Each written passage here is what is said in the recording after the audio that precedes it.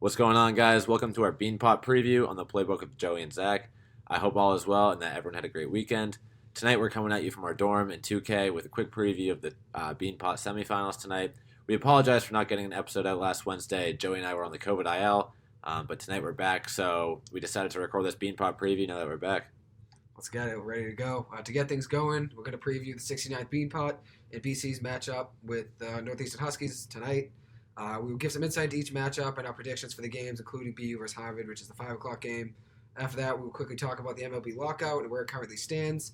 Definitely tune in on Wednesday to hear our thoughts about Tom Brady's retirement, the upcoming NBA trade deadline, the NFL Conference Championship games from last weekend, and next weekend's Super Bowl matchup between the Rams and the Bengals, which we're very excited to give our predictions on. So looking forward to it. But get us started. BC versus Northeastern, 8 o'clock. What are your thoughts? Let's hear it. Yeah, so big game tomorrow night. BC's had a bit of a tough streak lately.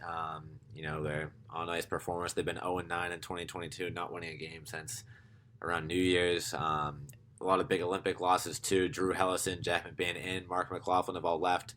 Will be playing in the Olympics with Hellison and McLaughlin playing for the U.S., McBain playing for Canada, which is really cool to get to see them get a chance to go play out and play for their countries in the Olympics. But it's definitely going to be tough for this team. McLaughlin and McBain each leading the team in points. They each had 24 this season. So they've been major contributors and kind of been carrying the offense to this team. And Drew Hellison, too, kind of the clear-cut number one defender of this team. Losing him will definitely be a big hit. We've started to see a couple of the young guys on the team step up in recent games as, the departures of those guys has already happened with them being in China. So I'm still holding no confidence for BC hockey, but we'll see what happens tomorrow night. Yeah, just to start out, as I said, we're recording this technically Sunday night. We're putting it on Monday morning. So we say tonight, we say tomorrow. Either way, we mean the game 8 o'clock Monday night. So we both said tonight versus today and everything. But it's all good. We'll get it mixed up, but it's all right. But I think everyone gets it though. We're going to schedule record this, so everyone gets it tomorrow morning. So it's late. It's already Monday. It's 12:40 a.m. So yeah, hopefully a nice start to everyone's Monday morning. But it'll be a good game though. BC's losing, as Zach said.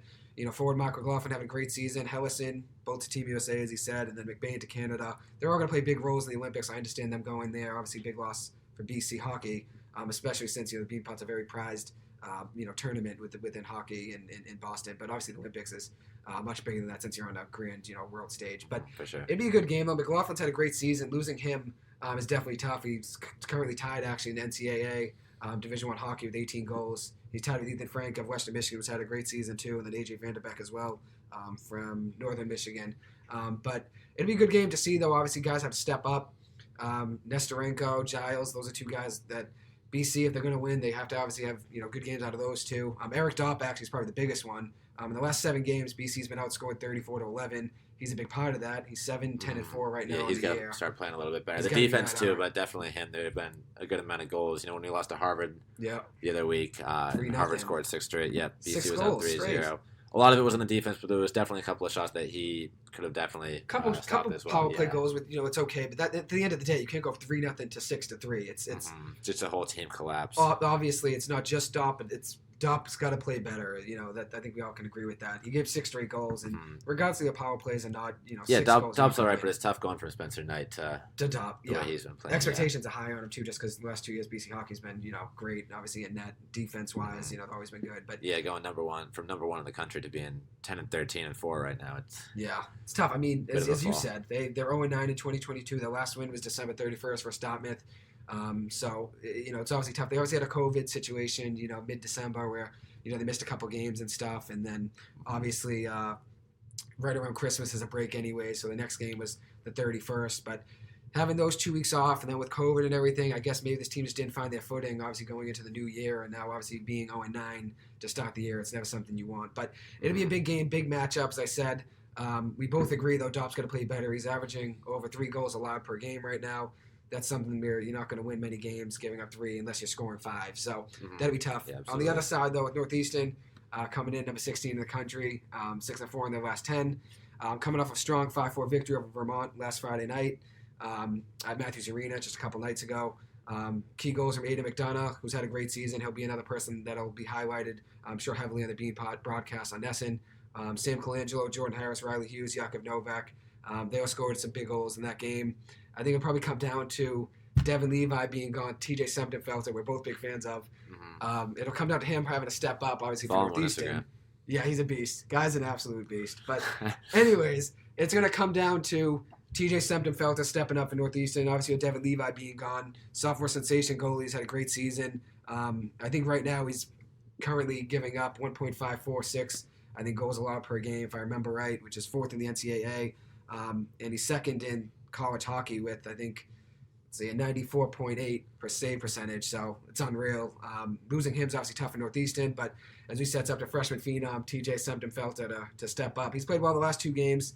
92% of shots he's faced, he's saved, so good percentage for a guy that's just stepped in only for a couple games. But it's going to come down to, obviously, scoring for Northeastern in that regard, so it's going to have to give up probably more. They're probably going to have to score more. If TJ Sempton-Felter didn't have the best game, they're going to have to score more goals than they probably normally would. With Devin Levi, you can win a game just 1-0, 2-0. But obviously, without him, it's tough. Devin Levi. And I mean, we've seen Devin Levi play, and obviously BC scored some goals against him in October. And big 5-3 win for BC start of the season. It was, for him. But then now it's obviously a bigger stage. Every team always brings it for the Beanpot. That's what I'm saying. Regardless of who's hot, who's cold. It'll be a big game. Every Boston team always brings it. So absolutely. You never know. Anyone can win, really. Obviously, Olympics are sick and all, but depriving us of the matchup of Aiden McDonough versus McLaughlin would have been sick because they're both, toe and toe for the most goals in college hockey right now. Now, 2 great candidates for the Hobie Baker Award. He's got 18, McLaughlin, right now. And then McDonough's got 17. Junior forward, Aiden McDonough from Milton, Mass. has 17 goals in the season, 2nd in NCAA to 2 big-time Hobie Baker candidates right now. Absolutely. He's got 7 assists to go along with that. He's had a great season. And then also another player I want to highlight on Northeastern side is senior defenseman Jordan Harris, a Team USA alternate, which the alternates, I guess, don't go to the Olympics unless they're called, whatever, unless they're needed. So he's going to be playing tonight. His final Beanpot. He's got a couple wins. Obviously, last year the Beanpot was canceled, so tension's going to be high for every team since everyone's really been deprived of an extra year. But he scored his 5th goal last night, or 2 nights ago now, that is, against Vermont. He'll have a great game, I'm sure. Defensively, he's a big part of Northeastern's team. He always steps up, so hopefully he can help out Sempton-Felter in that regard. Hopefully it's a good game, scoring-wise. We all want... I think everyone probably knows I'm a BC hockey fan, I'm also a Northeastern hockey fan, so it's tough. Don't going to go too much into it, but it'll be a good game. Rocking skis tomorrow night. Here's the thing, though. I've been a Northeastern fan my whole life in hockey, and BC's always been the second team, so technically I can't lose. But yes, Northeastern hockey is one of my favorite teams in all of sports. So that's legit. It's tough, and that's the thing. And I ride hard with them, and have since I was in. I understand. 3rd grade. My sister went to Northeastern. So another person I want to highlight real quick, sophomore from Stone, Mass, Sam Colangelo, another great player. He's had a great season. He's got 16 points, very good for a freshman. Through how many games Northeastern's played? Probably about 30-ish games. He's had a great season so far. And then sophomore forward also, Gunnar LaFontaine from Rhode Island. He's had a great season, 17 points in the year. And then freshman Justin Ritzkovian, 2nd on the team with points actually as a freshman. He's got 19. It'll probably be chippy though, I'd imagine. Especially in the Beanpot at all, it just gets like that. Absolutely. A lot of high tensions. Everyone's playing really hard. That's the thing. Like the last time the Beanpot took place, our freshman year 2 years ago. BC was a clear favorite against BU. We were one of the top teams in the country, and they always come to play. Even just the BC-BU rivalry in general, BU always comes to play. So does BC. All these Beanpot games are just so close, just because of kind of the bitter rivalry between all these teams. And this is the Beanpot. It's the first time, the first chance every team has all season to take home some hardware. So absolutely, everyone's going to be playing really hard. It should teams. Be a good game. Yeah, 4 teams too, so you get a better chance of winning a championship. Obviously, when there's only 4 teams, but it'll be a good one. As I said, Northeastern 17-8-1 on the year. I was short on their games played, but 17-8-1 on the year currently. So they've had a very good season so far. They started off a little rocky, and then they found their way in the middle. They won about 8 straight at one point, and then went on a 3-game skid, but. Beat Vermont this last Friday night a couple days ago, so they're coming off a hot win, 5-4. Should be a good game, though. Obviously, going to be chippy, as we were saying. I remember the game in October we were at. Jordan Harris, the defense, one of my favorite players, probably my favorite on Northeastern. He took a big hit from Casey Carew, ended up being a major penalty back in October. I'm sure he'll try to get his payback, maybe a big goal or something, try to make something happen. But what are your predictions? Let's hear a score prediction. Let's see. So just a little bit of background about the game. BC's looking at his 21st overall Beanpot trophy, first one since 2016. This is actually the 48th meeting between these two teams in the Beanpot, with BC holding a 34-13 record. In all time outside of the Beanpot, these teams have played 243 times, with BC leading 172 to 55.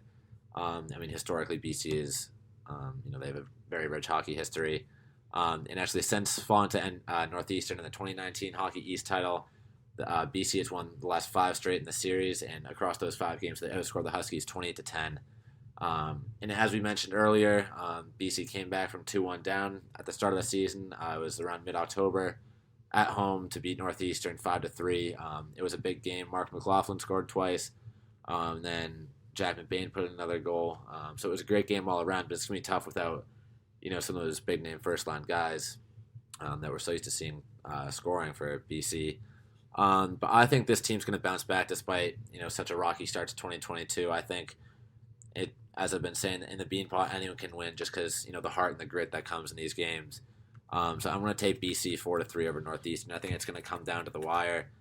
I think it's going to be a 3-3 game going down the stretch of the third period, and I think one of our young guys, Trevor Kuntar, Colby Ambrosio, someone will step up, make a big time shot. And it all comes on top too, just keeping the team in there. I'm not really expecting him to have a great performance and, throwing a shutout or anything like that, but I definitely think he could hold the Huskies to 3 or 4 goals.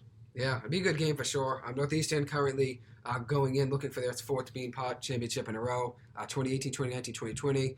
They won, and then obviously 2021 there was not a Beanpot, unfortunately. So Northeast looking for their 8th one, and obviously historically, BC's been the powerhouse with BU, and Harvard and Northeastern have obviously been on the back end of that. But Northeastern's definitely proven, over the last 4 years now, 3 or 4 years, they've won 2 Hockey East titles. The tournament in 2018 and 2019, I believe. They won both of those, and obviously 3 Beanpots from 2018 to 2020. So they've proven to themselves that they're no longer an underdog, that this is something that wasn't just a fluke. This is, more of a thing where Northeastern's now becoming, more of a favorite within the tournament, when obviously BU versus BC has always been, the typical, big matchup. But BC's obviously got BC's got 20 championships, obviously, and the BU's got 30. Northeastern's got 7, looking for its 8th. But it'll be a big game, though. Obviously, Northeastern could have lost guys like Jordan Harris and Aidan McDonough to Team USA, and Harris is an alternate, so I guess for Northeastern's sake, it's he's lucky, to be honored to be able to go to Team USA. Just being alternate's an honor on its own, so I'm sure he's very lucky and he's very fortunate for that. But for Northeastern themselves to have him in the game is going to be huge. He's going to make a big factor, I'm sure, as he always does. So it'd be a good game though. And also Aidan McDonough definitely probably could have went to the Olympics. I don't know too much about what happened there, but he definitely could have ended up going and played there, but he ended up staying and choosing to stay, so I'm sure he's going to try to make something happen, make a big play. So with my prediction, I'm probably going to go, I think it'll be a good game. I think it'll be a good game. Yeah, it'll be a good game either way. But I'll say 4-2 Northeastern, with a huge payback goal from Jordan Harris. I think he's going to come up big after that hit from Casey Carew, as I said. And then I think goals from Colangelo and Aidan McDonough, and then maybe in Fontaine, who I also highlighted. I think Colangelo will play a big role, as I said, sophomore. It's going to be his first Beanpot. And then McDonough, obviously, is a junior, probably will go to the Canucks after this year, so it could be his last Beanpot. I think they're both going to try to make something happen big. And then obviously with Jordan Harris, too. And I'm also a big fan of Gunnar Fontaine, as I said. So it'd be a big game. But, historically, guys like Eric Williams, Adam Gaudette, stepped up in 2018, 2019, 2020.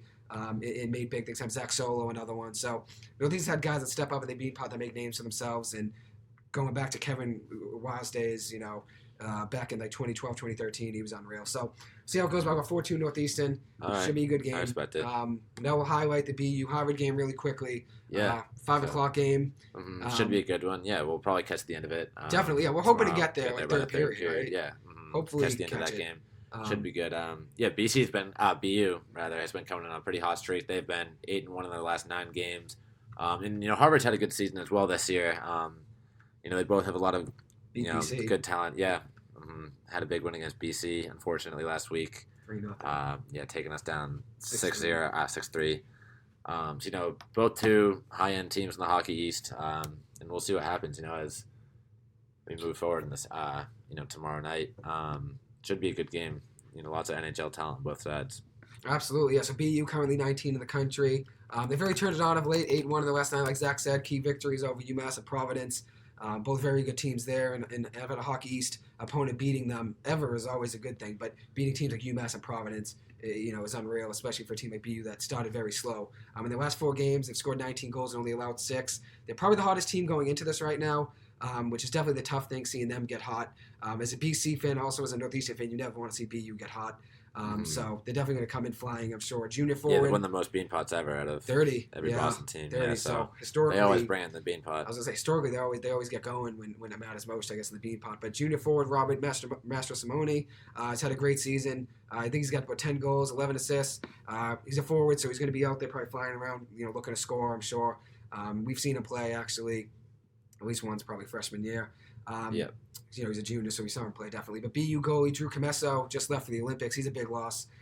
He's the backup to Vinny Duplessis.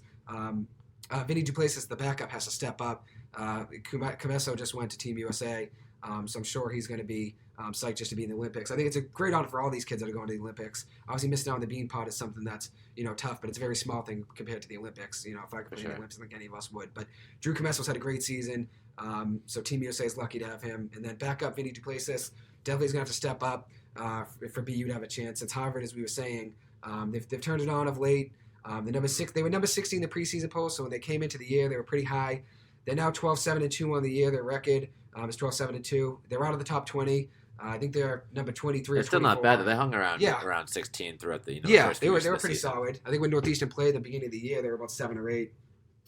They're number 23 in the RPI right now, so just out of the ranking of the top 20. But they've won 4 of the last 5. They're actually losing 2 guys as well. Sophomore forward Sean Farrell and team captain Nick Abruzzese. They're both going to Team USA. They're 2 of the top 4 point scorers. So obviously everyone's losing a lot. Losses, Levi's gone. McLaughlin's gone. McBain's gone. Hallison's gone. Yeah, a lot of big names this year at the Olympics. Comesso's gone. And then Farrell and Abruzzese as well. It's going to be a battle of the young guys to step up, though. I guess so. What team's future is. Big teams, make big plays in big-time moments. So, someone's going to make a big play, obviously, and win one of these games. And especially with all these other big plays. Most of these teams with, a lot of guys going to the Olympics, some young guys are going to have to step up. That's the thing. BC, a lot of solid recruiting. A lot of guys headed to the NHL, got picked in the draft last year. Let's see who steps up. No one's really stood up to me yet as of late, but we started to see as couple injuries have started to pile up. Kuntar, the sophomore, he's been good. He was actually picked by the Bruins in the 3rd round 2 years ago, so hope to see him in the black and gold in a few years. That would be really exciting. But let's get into our predictions for this game. So me personally, I think BU's going to keep riding their hot streak. They always play lights out in the Beanpot. It feels like every year they're always in the conversation in the championship. So I got them winning 3-1. I think despite their Olympic loss, they're going to continue their hot streak, and I just don't think Harvard's going to have the talent to muster a tough upset victory over BU. Yeah, it'll be a tough game, I think. I think they'll be very gritty, a lot of hitting, very physical probably. For BU's side, the one guy I just want to highlight real quick, forward Jay O'Brien's had a great season. He's netted 9 goals with 9 apples to go along with it, so he's had a great season. I'm sure he'll be a name that we'll probably hear tomorrow night. By the time we get there, probably make a big play. But on Harvard's side, one other guy I just want to highlight real quick, junior goalie Mitchell Gibson. He's 10-6-1 on the year. Had a solid season so far. And then freshman Matt Coronado has 17 points there. Just another guy to keep your eye out for. But I think for me, it's going to be a tough game, very close. Harvard's coming off 4 or 5 wins, and then obviously BU's coming off 8 of 9, 8-1, 4-1 each in their last 5 and 10 games respectively. But I think I'm going to go 3-2 Harvard. I think it'll be a close game, 2-2. I think Harvard make a big play. I feel like when they're losing those 2 top guys, obviously BU losing the goal is not the best situation, but yeah. Harvard losing their 2 top guys, like someone's going to have to make a play in a big moment. Obviously losing Farrell, who's got 19 points, and Abruzzese, who's got 21. Losing both of them isn't the easiest thing, but they've got 2 other guys that I just named, Matt Coronado, the freshman, 17 points in the year. They had another guy, too, with, I think, about 20. So someone's going to make a big play out of those 2 guys that are left remaining. We'll see how it goes, but I think I'm going to go 3-2 Harvard. Be a good game, though, I'm sure. There we have it. Definitely a close one. Should definitely be 2 great games tomorrow. I'm super pumped. Hopefully we get to catch up the 3rd period of the BU Harvard game, and then we'll be there, right at the puck drop for BC versus Northeastern. Should be a good one. We're can't wait. We'll definitely give our recap Wednesday night. Definitely, yeah. Hopefully a good game. Hopefully, a physical one too. I feel like you don't want to see anyone get hurt, but a nice physical game where everyone's trying hard, everyone's going. Yeah, nice physical hockey game's always good. No injuries. And I'm sure it will be like that. Yeah, for sure. Hopefully a close one. While we're covering college hockey too. So. Absolutely, the Beanpot's always physical. It's always a intense game. Being in the fan section, just being in the audience itself, being in the stands, it's an electric atmosphere. Just nuts. Getting to be in the student section. our freshman year 2 seasons ago when BC played BU in the semifinals. That was nuts. There was probably eight or nine whole balcony sections of the Garden were filled up with. We were so psyched though when we scored that goal. And we came back and tied it because we had a big lead and then we lost it, right? If I remember we were right. up 3-1. Then BU went up 4-3. Then we tied it at 4-4. Tied with a minute left, which was sick. BU scored a goal in double overtime to take it. So it was tough leaving the stadium and taking the T home at like 1:30 in the morning or something crazy. At least Northeastern beat next them. day, but at least Northeast got the payback. Yeah, your Skis took them down in the championship. Skis did. It was a good game too. Tough game for us, but really excited to be back there tomorrow. Get up to the Garden early. Watch a great hockey game. So definitely, I'm psyched, and I'm sure Northeastern, BC, very very intense game. I'm sure fans from both sections will be loud. And shout out Mark Walsh. He'll be there. He'll be in the cut. So having Mark Walsh in the cut, having Mark Walsh music there is always a blessing. So I'm sure Northeastern will be psyched to have him there. And just while we're covering college hockey real quick, just want to highlight AIC hockey for their tremendous turnaround on the year. My friend Steven called in earlier in the year when they were 1-5-1. They were 1-5-1 in their first 7. I think when he called in, they were 3-9-1 in their first 13. And of late, they've won 12 out of the last 14 games, 12-1-1. And as I said, being 3-9-1 and then now being 12-1-1 in their last 14, they've got themselves up to number 19 in the RPI rankings. And they're up 12 points in the division right now, which is 4 points greater than any other 4 wins greater than any other team in the Atlantic Hockey Division. And they've all played 19 or 20 games, so it's not like they've played more games and more points. They're 15-10-2 on the year, 45 points in the Atlantic Hockey Division, and 14-3-1 in the division itself. They've been killing it, though, and I just want to highlight them real quick for my boy. They've been so dominant with junior forward Jake Stella. I've highlighted him in I think, one of our episodes maybe a couple weeks ago, and I just gave a quick recap of them. He's got 9 goals and 10 assists on the year. And then grad student forward and UConn transfer, Brian Regali's had a great year as well, 10 goals and 9 assists, 19 points. And then Providence transfer goalie in Carolina, Hurricanes 2018 draft pick, Jake Kukowski. He's had a solid year, and now he's 10-6-1 on the year, and he's saving on 90% of the shots he faces. So we'll continue to follow the dominant run that they've had as it goes along in the year. I just want to give them a quick shout-out. Just had to give them a quick minute since now they're 15-10-2 after being 3-9-1. It's been an exciting year for them. And then real quick, just to finish the show, I just want to talk about the MLB lockout. Currently, which the lockout started December 3rd, December 2nd, is when they started talking about it. I think December 3rd was when it became official. The MLB locked out its players, and now the MLB fears a union strike, and they've chosen not to lift the lockout when they could have. And bargaining between the MLB Players Association and the MLB could continue into spring training. So it's looking like there could be a delayed spring training, which also means a delayed free agency, and guys like Freddie Freeman and Clayton Kershaw and Anthony Rizzo and Kyle Schwarber and Jorge Soler and Kenley Jansen are all waiting to sign deals, and it just sucks losing a free agency, the excitement that free agency class could bring. Losing that because of this union strike or potential union strike and this lockout has just been, crazy. And the MLB right now has requested a federal mediator, but the MLB Players Association has denied the MLB's request. And with spring training being only 2 weeks away, very unlikely that spring training will happen on time, which means the season will probably be delayed, and that'll make 2 of the last 3 seasons be shortened seasons, at least to some degree, unless they went further into October with the regular season, which I'm sure the MLB probably doesn't want to do because they like trying to be done. Yeah, still at least 2 of the last 3 seasons are going to be off schedule. So it's looking like it.